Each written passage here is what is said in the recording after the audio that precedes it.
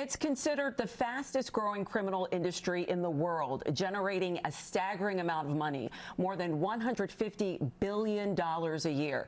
I'm talking about human trafficking. That's right. It's real and it can affect any of us. And get this, 1 out of every 4 victims happens to be a child. Deidre Pujols, along with husband, future Hall of Famer Albert, are standing up to fight back. And they formed a campaign called Strike Out Slavery. Yeah, Deidre, welcome. And thank you so much for being here. And you're joined by a very courageous young woman named Harmony who survived human trafficking. But I've learned, Harmony, not many people do survive. Right? Yeah, not all victims are recovered, for sure. Absolutely. So tell us a little bit about Strike Out Slavery. So Strike Out Slavery basically is an opportunity to use the baseball platform, the professional baseball platform.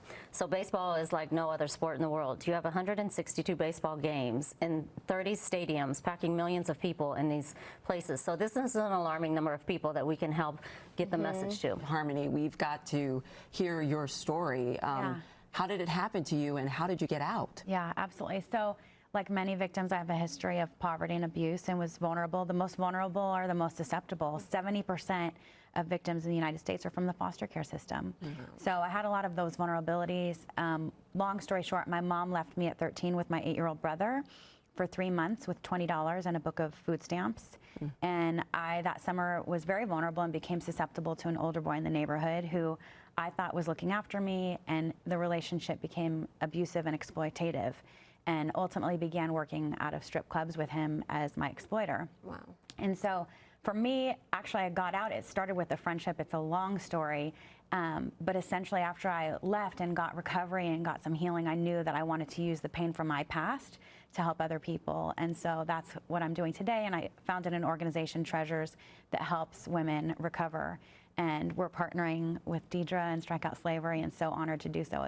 It's really awesome. The numbers that we just mentioned are staggering. What are some things that we don't really know about human trafficking that might surprise some people out there?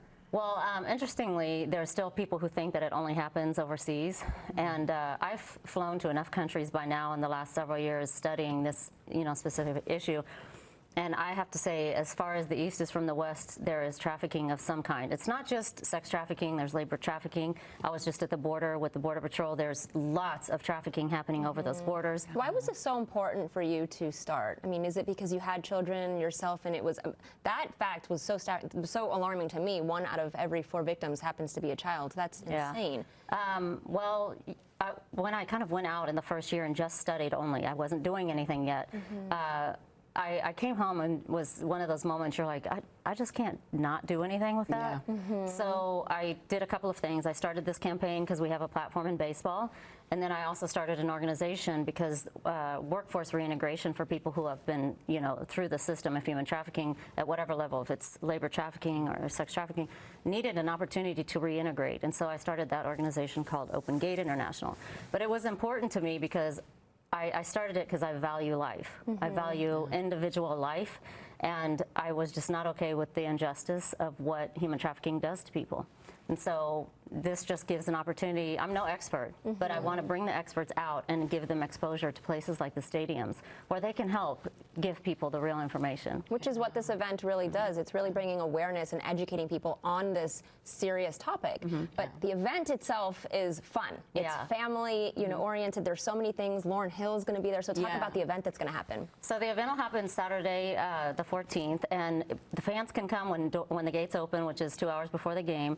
We'll take them through this incredible experience with all of these organizations where they can learn more. But it's palatable and it's powerful and it's important. People need to know what we're trying to share with them.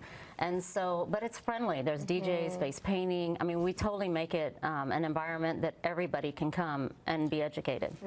Thank you so much. It's important to shed awareness on this topic, so thank you. And to help throw a spotlight on human trafficking, on September 14th, the Angels are putting on a special festival at the stadium, as we spoke about, and If you live in Southern California and want a chance to win a VIP experience, you have 24 hours to enter on our California Live Facebook page. The VIP package includes 2 tickets to the Angels game, followed by a Lauryn Hill concert on the field. And guess what? You actually get to meet Lauryn after the concert, which is incredible. Yeah, that sounds like a great event. And again, thank you, Deidre.